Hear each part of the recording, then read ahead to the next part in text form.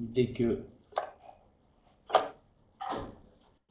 le share screen sera parti. Aujourd'hui, on va essayer d'aborder des choses un peu plus complexes. Évidemment, vous pouvez à tout moment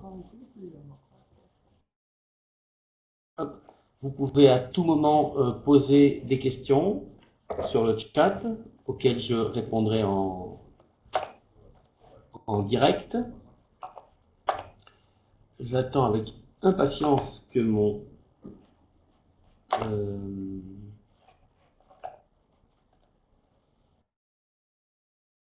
mon screen capture ne fonctionne pas. Je ne sais pas pourquoi. Il fonctionnait très bien il y a 2 minutes. Il ne fonctionne plus. Hop. Bon, alors je vais le relancer. Excusez. Donc aujourd'hui, on va faire une stratégie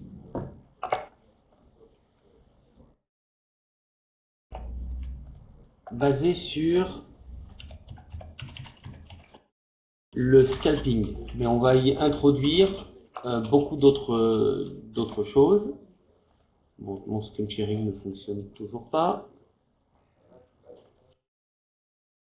Je vais tenter de... Ah, si, ça y est.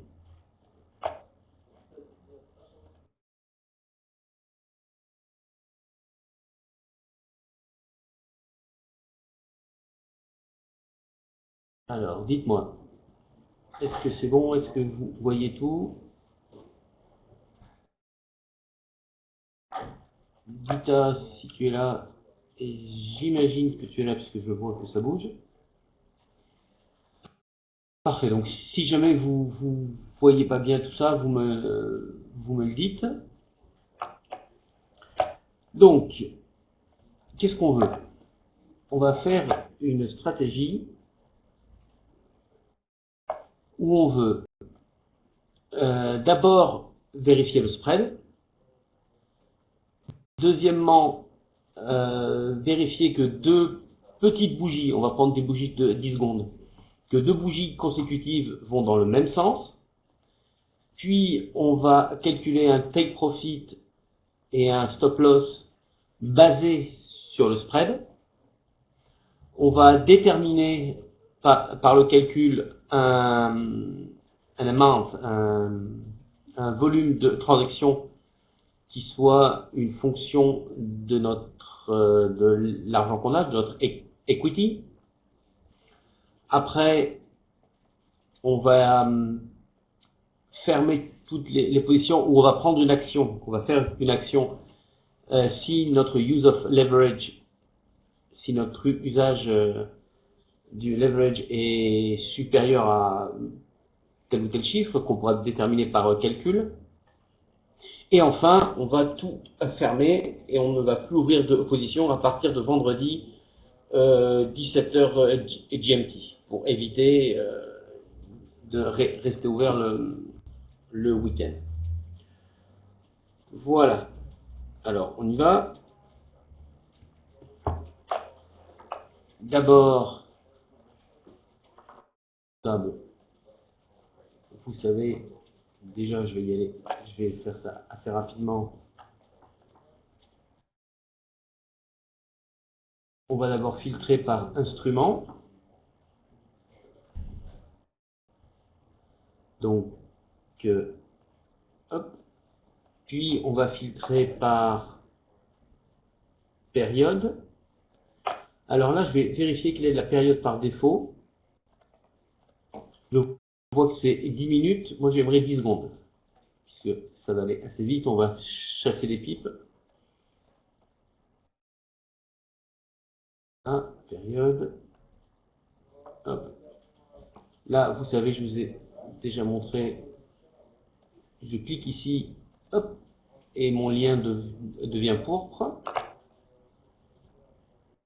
Donc, default period. Et voilà. Bon. Jusque-là, rien d'extraordinaire, je dirais. Maintenant, on va vérifier notre use of leverage.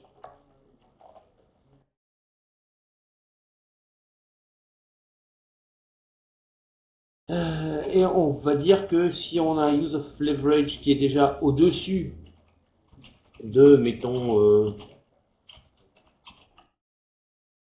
30, on bouge pas. Donc if, et là, vous avez toutes les informations sur votre compte. Donc je prends use of leverage, et je vais mettre à la main 30. Je pourrais également créer une variable. Donc, à partir de là, on va chercher le spread. Puisque, donc, on a pris euro-dollar, parce que c'est là où on a les meilleurs spreads. On va regarder, les spreads sont en général en dessous de 1. Donc, pour calculer le spread, eh bien, on va prendre Calculation, et on va simplement faire la différence entre l'astic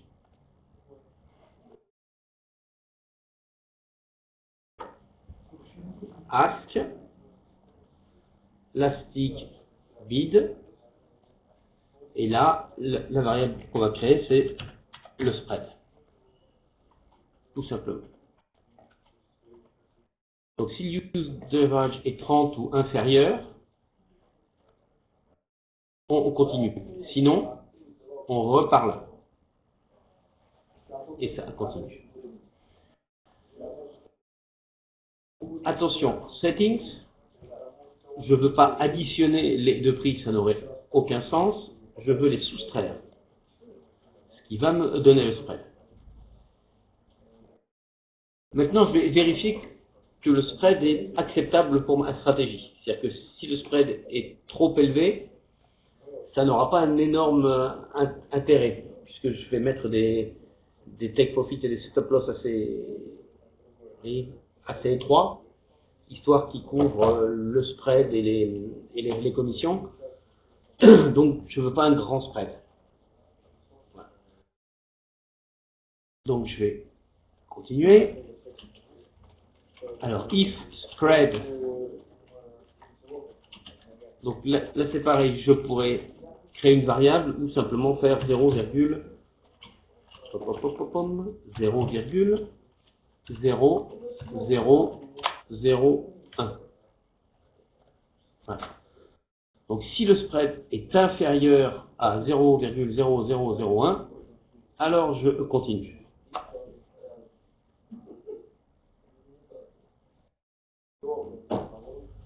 Donc là, je vais maintenant chercher si j'ai deux bougies de 10 secondes consécutives qui vont dans la même direction. Donc pour ça, je vais faire Get Historical Candles. Donc si c'est égal ou inférieur, on est d'accord. Si c'est supérieur, le flux s'arrête et repart donc au début.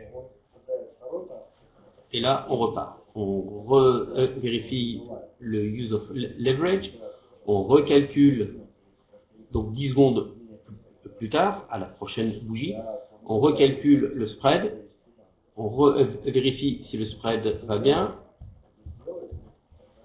et si c'est le cas, on arrive. Alors, Shift, je vais mettre 1, tout simplement parce que si je mets 0, le système va prendre en compte la bougie actuelle. Or, la bougie actuelle, celle qui vient de s'ouvrir, eh bien, elle n'a pas de prix de clôture, puisqu'elle vient de s'ouvrir. Donc, on aura l'ouverture, mais pas la clôture. C'est dur de voir si elle est rouge ouverte. Donc, je vais changer le shift. Je vais mettre 1. Et là, je veux simplement les deux dernières bougies. Donc, je vais changer ici. et je vais mettre 2. Voilà. C'est aussi simple que ça. Je vous rappelle que si vous avez des questions, n'hésitez pas à vous les poser dans le chat.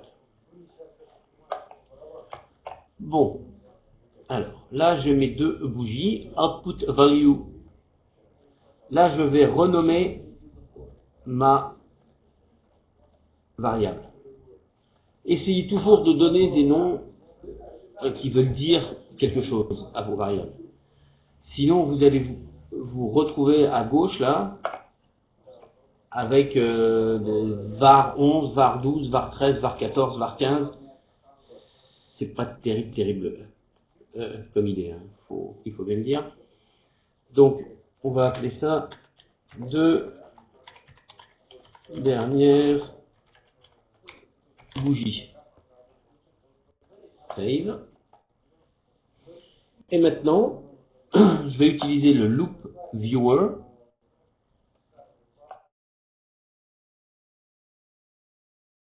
ici pour aller à la première bougie, aller à la deuxième bougie, etc. Hop, donc loop viewer, là je prends les deux dernières. Hop. Output, et ben, je vais appeler ça aglo. Aglo 2. Allez. Der J. Save.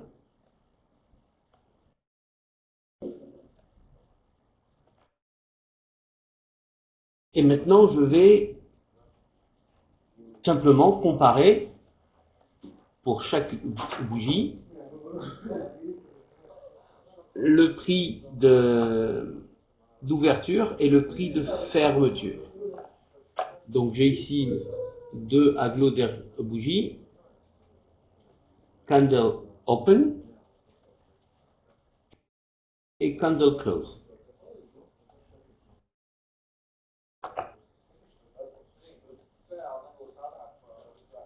C'est un petit peu délicat.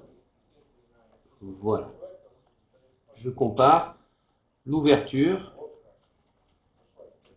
et la fermeture. Aussi simple que ça.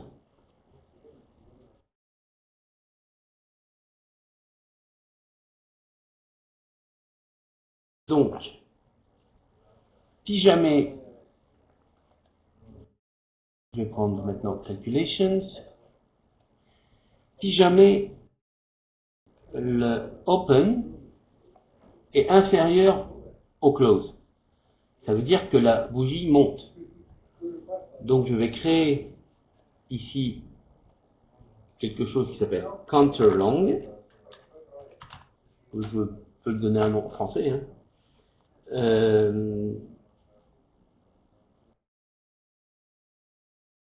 Total verte.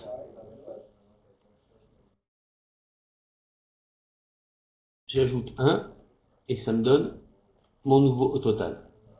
Là, par défaut, c'est somme. C'est ce qu'il me faut, ça va. Si jamais c'est égal, bon, la bougie est plate, ça ne nous intéresse pas. Là, je fais copie, paste.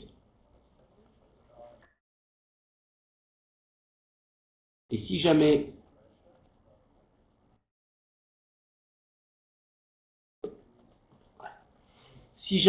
le open est supérieur au close, ça veut dire que la bougie est rouge. Donc je vais créer une variable que je vais appeler total rouge.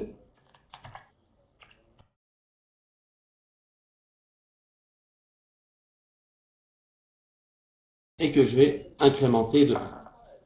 Donc le flow va passer ici. Vous voyez, c'est marqué là. Each time the block iterates. Donc le flow va d'abord passer ici. Une première fois, il va passer là, puis incrémenter de 1 ici ou de 1 là, ou de rien du tout si la bougie est plate. Puis, on va repartir ici. Alors, avant de savoir si je vais ouvrir, avant de placer mon ordre, je vais faire mon take profit et stop loss. Alors, et mon amount. Donc, je vais commencer par ce que vous voulez. Allez, le amount.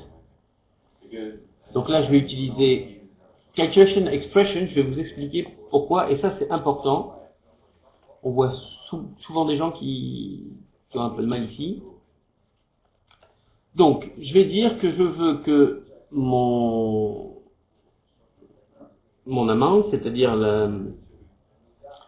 le volume de ma transaction, soit une fraction de mon equity. Donc ici, je vais mettre equity. Donc je regarde là, account ID, voilà, equity, que je vais multiplier par, alors là, je vais créer une variable en cliquant ici, et je vais marquer fraction de l'equity. Donc je vais la retrouver ici dans Users Variable. Donc, il faut que je clique droit pour lui donner une... Et là, on va dire... qu'est-ce qu'on va dire? Et 10%? 5%, allez. Donc, 5% c'est 0,05, 0,05. Save. Et là, le résultat, ça va être my amount. My amount. Voilà. Et ici, donc, je vais faire A1 multiplié par A2. Bon. Maintenant, si, mettons que j'ai 100 000. 5% c'est 5 000. Donc le résultat ici sera 5 000. Mais si je fais comme ça, ici le résultat va être 5 000. Mais dans ce bloc-là, cette variable-là est en millions. Donc je vais me retrouver avec 5 000 millions. Ce qui évidemment va poser des problèmes. Simplement, vous pourrez pas, vous aurez des messages qui vous diront, ben non, c'est pas possible. Donc, il faut que je convertisse ce chiffre-là en millions. Donc là, je tape millions, 1, 2, 3, 4, 5, 6, et je vais diviser tout simplement ce chiffre-là par le million. Le million, 1, 3. Et voilà. J'aurais pu ne rien mettre ici et remplacer A3 par 1 million, vu que c'est fixe. Mais enfin, c'est quand même plus propre, c'est comme ça. Là, on voit bien ce qui se passe. On multiplie l'equity par la fraction que l'on souhaite, en l'occurrence ici 0,05, et on le divise par 1 million. Et donc, ici, on aura la bonne valeur. Donc là, j'ai my amount. Maintenant, il faut mon stop loss et mon take profit. Donc, je retourne dans Mathematical, Calculation. Donc, on va dire que je veux un take profit, mettons, qui soit égal à 5 fois le spread. Donc, je vais prendre, je n'oublie pas de ici, je vais prendre mon spread, Donc que je peux prendre soit ici, soit là où je l'ai calculé, c'est-à-dire là. Je vais le faire glisser, bon, ça vous savez déjà, hop, et je vais le multiplier par 5, tout simplement. Et donc le result of calculation, ça sera my, qu'est-ce que j'ai dit? Take profit. Save. Voilà.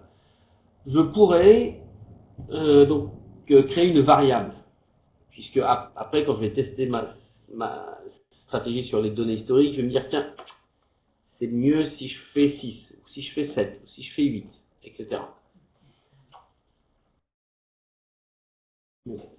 Donc on a un, et là surtout, je regarde mes settings, je ne veux pas additionner, puisque ça n'aurait aucun sens, j'ajouterai 5 pips.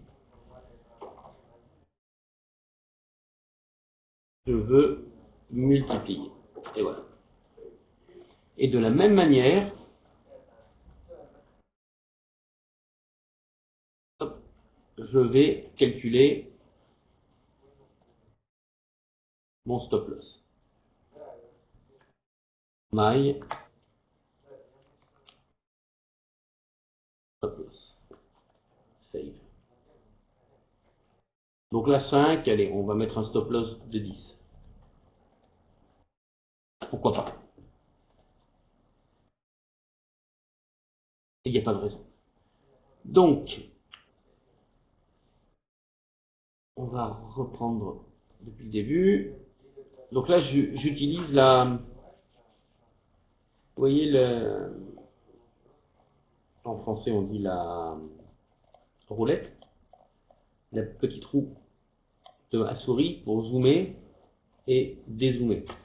Je pourrais également le faire ici. Si je n'avais pas de roulette, je peux le faire en bas à droite. Zoom 100% pour revenir. Et ça, bon, c'est si vraiment vous en avez partout, vous pouvez naviguer comme ça. Bon, on a besoin de ça pour l'instant. Donc, allez, alors ça, hop, on va les mettre bien loin, on n'en a pas besoin. On candle instrument, default instrument, donc euro-dollar, 10 secondes. Je regarde mon use of leverage, je veux qu'il soit égal ou inférieur à 30. Ici, je calcule mon spread, je vérifie mon settings, donc le spread c'est la différence entre le ask et le bid, on est d'accord. Le flow continue ici. Je regarde que mon spread soit inférieur à ma cible qui est à 0,0001. S'il est égal ou inférieur, on continue, sinon, hop, on revient là pour un tour. Ici, je prends les deux dernières bougies, donc pas celle qui vient juste de s'ouvrir, mais les deux avant. Vous voyez, Shift 1, Candle Avance 2, elles sont agglomérées là. Ici, si l'ouverture est inférieure à la fermeture, alors je rajoute 1 au compteur des vertes.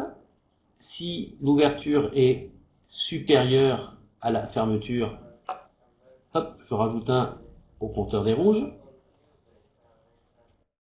Puis, une fois que le flow sera passé ici 2 fois, eh bien, oui, c'est là où on voit que, hop, c'est une petite erreur. Si l'ouverture et la fermeture sont égales, bon, ça ne m'intéresse pas, hein, c'est une bougie plate, donc on n'en parle pas. Une fois que le loop viewer sera passé ici 2 fois, eh bien, hop, il va passer là. Ici, je vais calculer mon equity, je vais calculer mon take profit, qui est donc 5 fois le spread, et je vais calculer, on va mettre là, et je vais calculer mon stop loss, qui est donc 10 fois le spread. On est bon?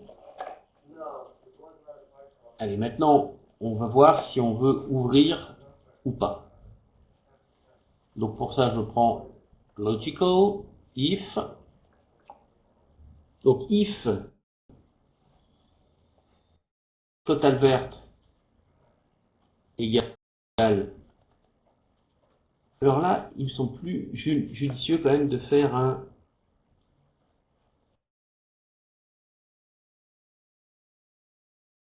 Voilà. Pour être sûr, si on change, on va créer. Voilà. Donc c'est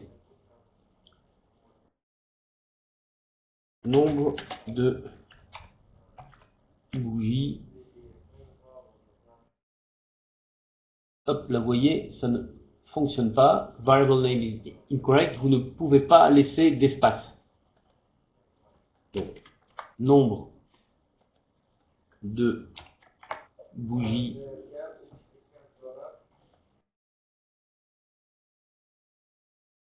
on va mettre stop value 2. Save. Donc là, on a bien le 2. Et vu qu'on va réutiliser ça ici, eh bien, on va le faire glisser. Voilà. Comme ça, si jamais on décide d'analyser, enfin d'ouvrir s'il y a 3 ou 4 bougies consécutives dans le même sens, alors on n'aura pas de souci. Il suffira de le changer là et ça le changera automatiquement ici. Bien. Donc, hop. Alors si total verte égale 2, à ce moment-là, on va ouvrir Open at Market.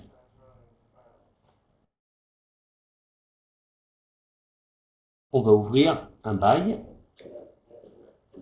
Default instrument, on est bien. Lot amount, on va marquer. D'ailleurs, ça s'appelle lot. Ah non, c'est trade amount.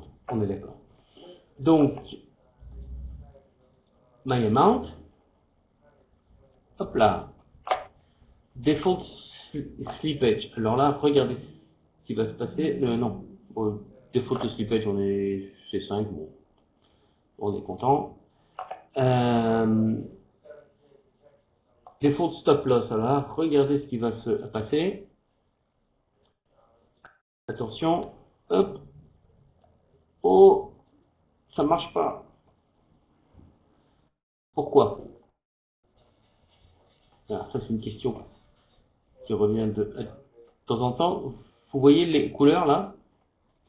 Elles correspondent au type de variable.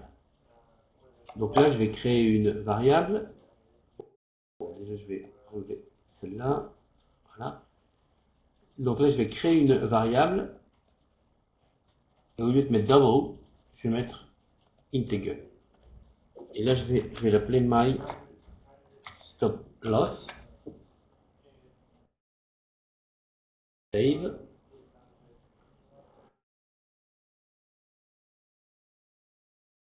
Et là, hop, ça marche.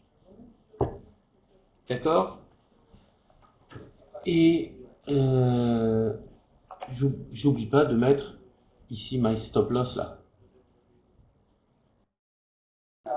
Et je vais avoir le même problème avec take profit. Allez, regardez, je vous montre. Ah, ça ne marche pas. Voilà. Donc là, my take profit, je fais delete et je crée ici une nouvelle variable. Vous voyez, je peux créer une nouvelle variable comme ça directement dans un bloc ou la créer en cliquant ici. Donc là c'est my take profit,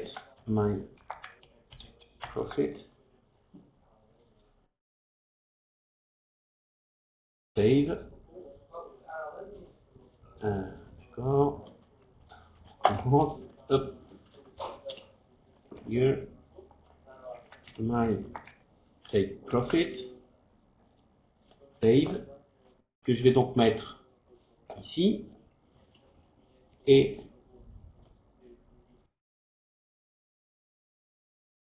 là. Donc, euro-dollar, my amount, le slippage, on est content. On pourrait définir un slippage qui varie, qui fluctue en fonction d'autres paramètres, avec calculation ou calculation expression. Si vous voulez, vous me le dites, on le fera. Bon, a priori, moi je suis plutôt content. My stop loss, my take profit, comment. L'intérêt ici de mettre un commentaire, c'est qu'après on peut faire une recherche par comment. Output a value, je pourrais nommer ma position, ce qui me permettra ensuite d'aller chercher pour cette position là précisément, d'aller chercher n'importe quel paramètre lié à cette position. Là, j'en ai pas besoin. Et puis, settings, pips, ben, je suis très content puisque mon stop loss est calculé en pips, puisque le spread est calculé en pips. Voilà. Maintenant, si jamais le total des vertes n'est pas 0, n'est pas 2. Je fais paste. Hop. Peut-être que le total des rouges est égal à 2. Donc, supérieur, a priori, ça ne devrait pas se produire. Inférieur, donc 1 ou 0, on vérifie ici. Et là, je vais faire copy, paste, et je vais juste changer le sens. Donc, si c'est égal à 2, alors je prends.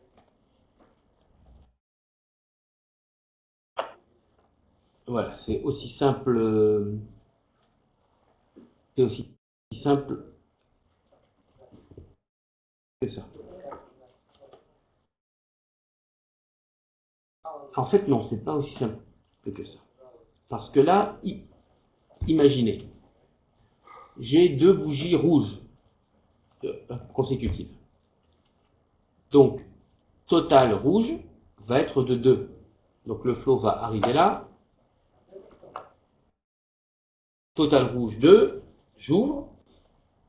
Ici, il n'y a plus rien, donc on revient au début. Et il est loin le début. Donc voilà, on repasse là. Tout va bien. Et ici, on incrémente. Mais le total rouge est de 2. Donc, 2 plus 1, 3. Et si on a 2 vertes, on va se retrouver avec un total vert à 2 et un total rouge à 2. Donc, ça ne va pas aller du tout. Donc, il faut qu'à chaque passage, on réinitialise ces valeurs-là. Voilà. Donc, on pourrait le faire à peu près n'importe où. Tant qu'on le fait avant la recalculation, on va le mettre ouais, tiens, ici. Ça n'a pas une énorme importance. Bon, allez. On va le faire une fois qu'on sait qu'on continue. Donc entre ici et là. Donc je vais prendre Mathematical, Assign. Voilà. Et là je vais mettre Assigned Value. Donc 0. assigned variable total vert. Et comme je veux faire la même chose pour le rouge, vous voyez, je fais copier et coller et je change vert en rouge. Voilà. Et donc là, hop là.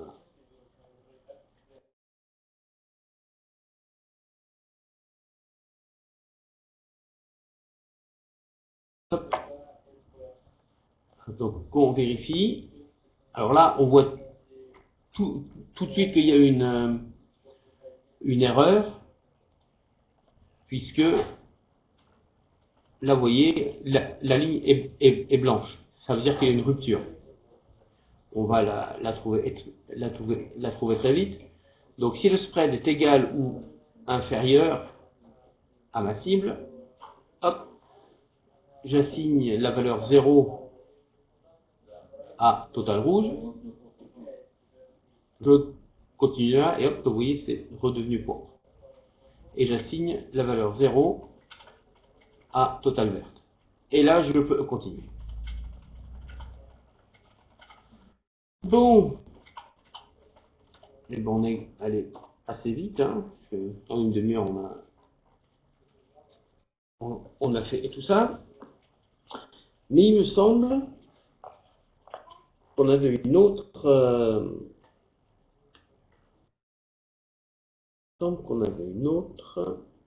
condition. Alors, arrêtez d'ouvrir des positions si le use of leverage est supérieur à une certaine valeur. Ça, je crois qu'on l'a fait ici. C'est-à-dire qu'on passe ici. Si le use of leverage est supérieur à 30, et bien vous voyez, il ne se passe rien. Donc on repart là. Donc on n'ouvre plus de position tant que l'usage du levier est supérieur à 30. On pourrait très bien, ici, greater, fermer toutes les positions, si on le souhaitait. Et là, on est.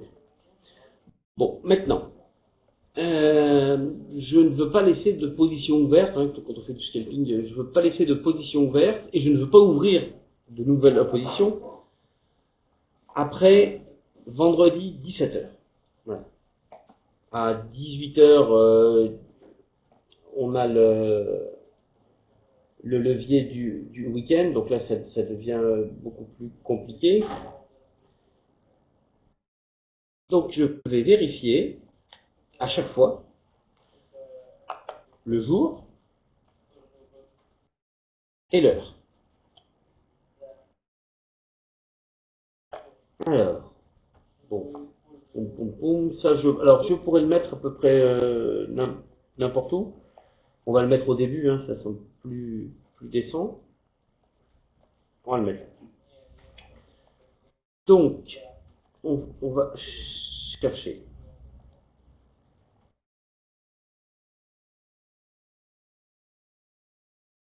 Get time unit. A priori, c'est ce qu'on veut. Je vais zoomer un peu qu'on voit mieux. Là, je vais descendre. Hop. Hop. Hop. Là, ça sera plus propre. Donc, l'astic time.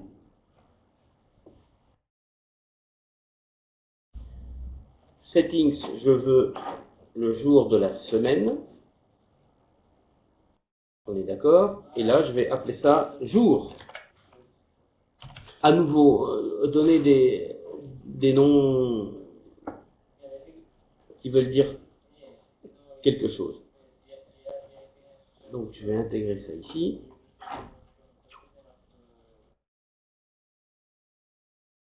Maintenant, si on est lundi, mardi, mercredi, jeudi, aucun souci. Donc, logical if. Hop. Et ben. Donc, si le jour. Donc, lundi, mardi, mercredi, jeudi. jeudi, c'est le 4e jour. Donc, ce que je vais faire, c'est que je vais mettre 5. Donc, si on est less than 5, alors on continue. Hop là.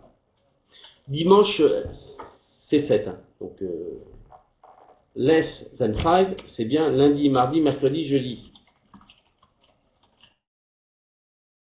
Vendredi, c'est 7. Maintenant, si on est au jour 5, donc vendredi, on va vérifier l'heure. Donc, on va prendre le même bloc, get time unit. Donc là, je l'ai fait glisser d'ici, j'aurais pu le copier-coller. Pas de souci. Donc, si c'est equal, donc si on est vendredi, je vais chercher peak time. Cette fois-ci, je vais zoomer qu'on voit mieux.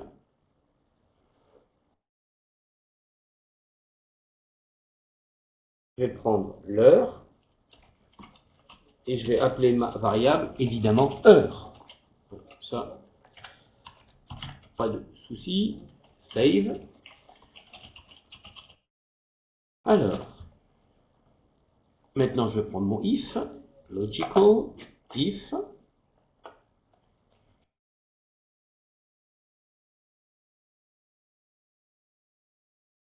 Là. J'ai bien mis mon settings, oui, c'est bon. Et j'avais dit 17 heures.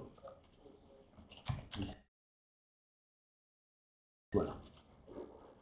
J'aurais pu faire une variable et puis changer en disant oui, mais à partir de 16 heures déjà, ou le vendredi même, c'est pas le bon jour. Bon. Enfin là, je suis content. Donc, si on est vendredi avant 17 heures, donc laisse, là, il n'y a pas de problème. On continue. C'est un peu loin. C'est pas celui-là. C'est celui-là. Là. Hop, hop, hop, hop, hop. On est loin. Hein. On va faire que ça pour l'an prochain. Donc, ici, laisse. Hop là. On vérifie bien. D'accord. Si on est à 17 heures, voire au-dessus, alors on va tout fermer. Donc, on va prendre le Position Viewer. Je vais rezoomer pour qu'on voit bien. Ici, je vois Position Info. Je pourrais prendre All Positions. Donc, All Positions, ça inclut Open and Pending. Bon, a priori, on n'aura pas de pending, puisqu'on ouvre au marché. On pourrait en avoir une qui soit juste bon. Donc on va prendre, allez, on prend ce qu'on veut, on va prendre all. Donc à 17 heures, par sécurité, on va également prendre greater.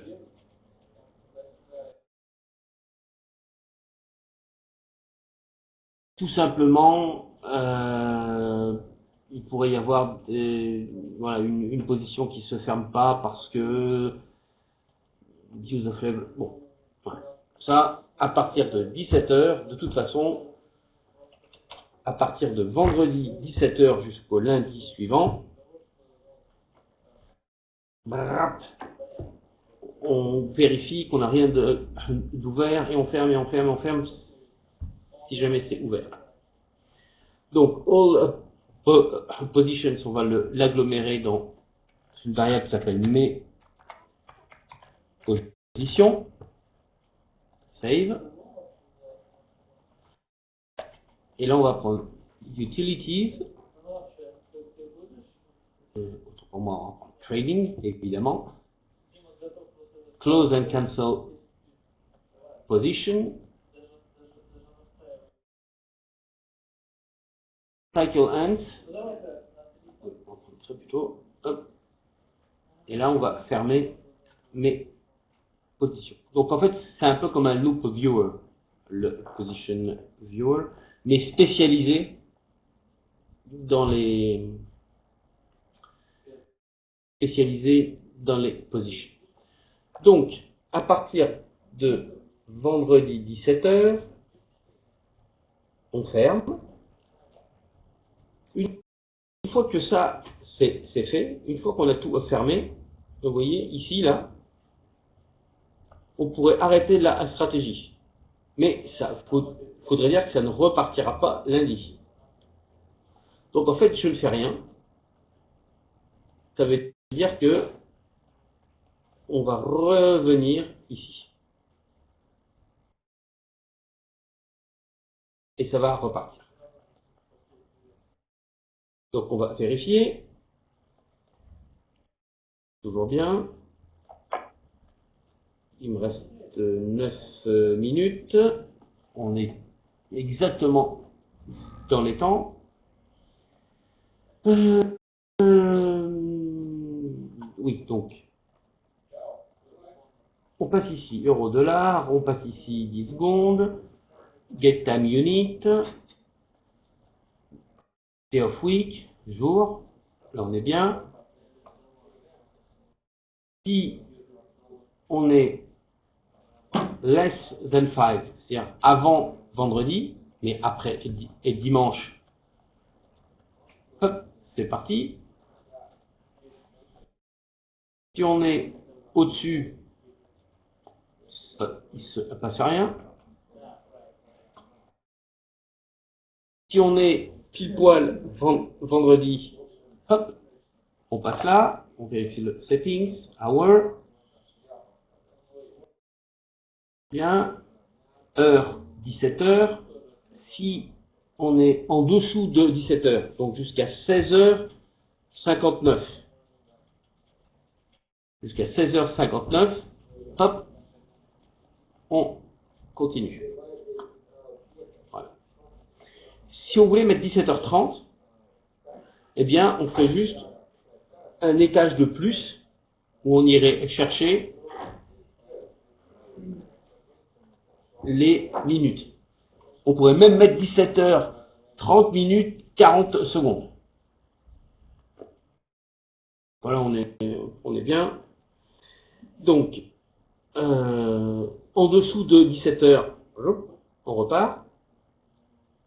À 17h00 et même après, alors, à nouveau, c'est pas forcément, on n'a pas forcément besoin de mettre après, puisqu'on aura fait l'opération à 17h. Mais enfin, bon, on sait jamais. Et puis ça ne dérange en rien. Donc, on va ici, on recolle toutes nos positions, on agglomère toutes nos positions et on les ferme une par une. Et à la fin du cycle,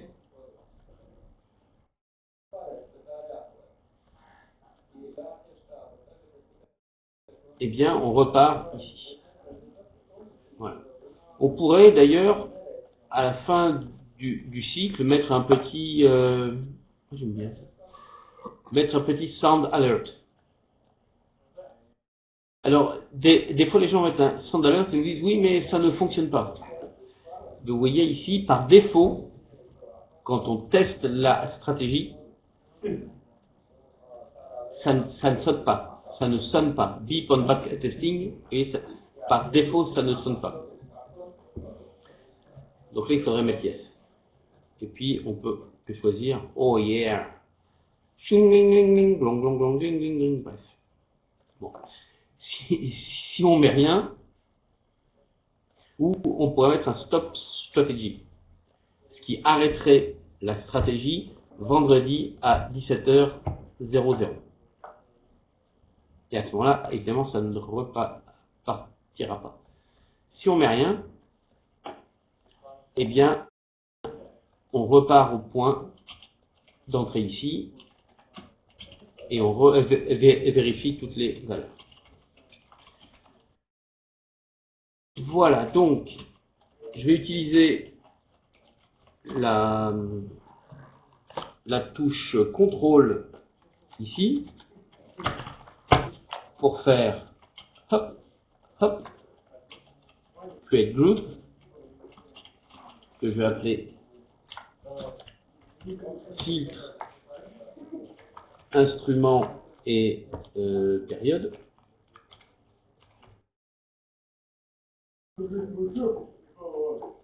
Save.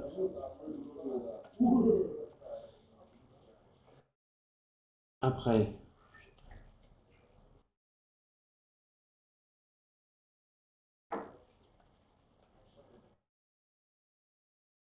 item unit,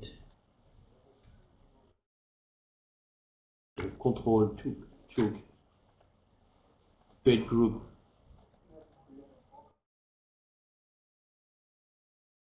filtre, jour, save.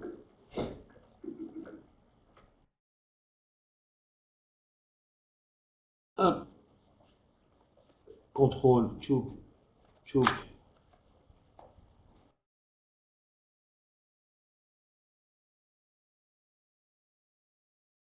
filtre, heure, donc, voilà, on va le laisser bien propre, ça va être bien. Oh, hop.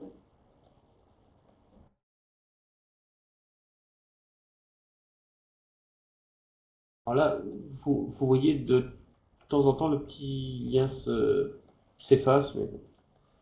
Donc contrôle, choke, cliquez droit, create group. Et je vais appeler ça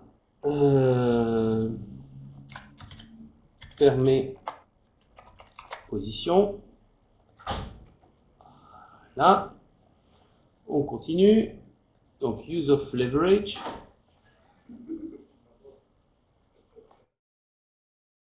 On va le laisser tout seul. Thread.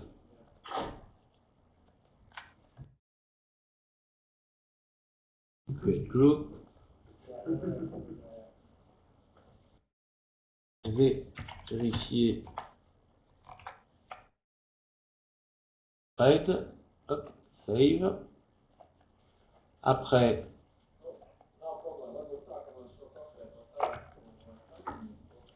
cliquez droit. Il me reste exactement 2 minutes. Je vais aller très vite. Remise des compteurs à 0. Save.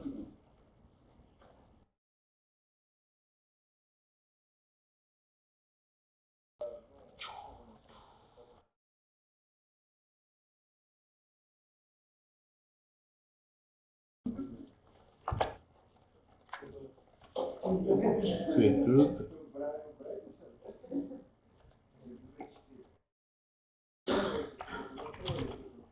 Compter bougie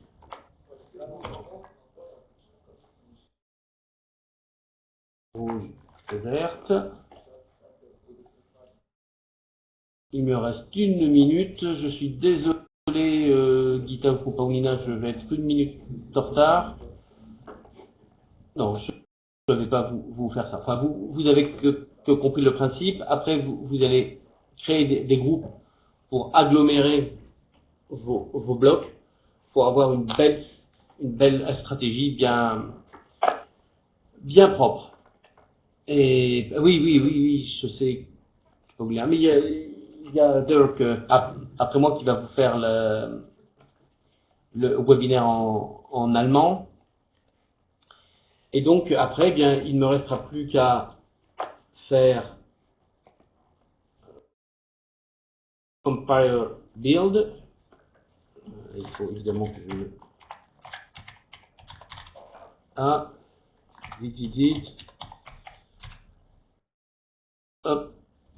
12h00, je suis en retard. Yes, I'm late, I know. I'm just finishing now. Je vais appeler ça, hop, comme on est le 29. Voilà. Save. Build successfully.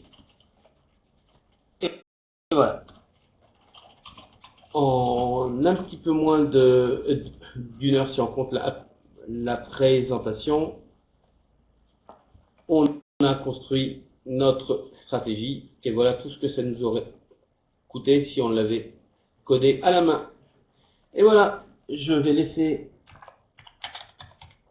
au revoir tout le monde, je vais laisser l'antenne à mon collègue mais néanmoins ami Dirk pour le webinaire Visual G4X en allemand. Hop. Et voilà.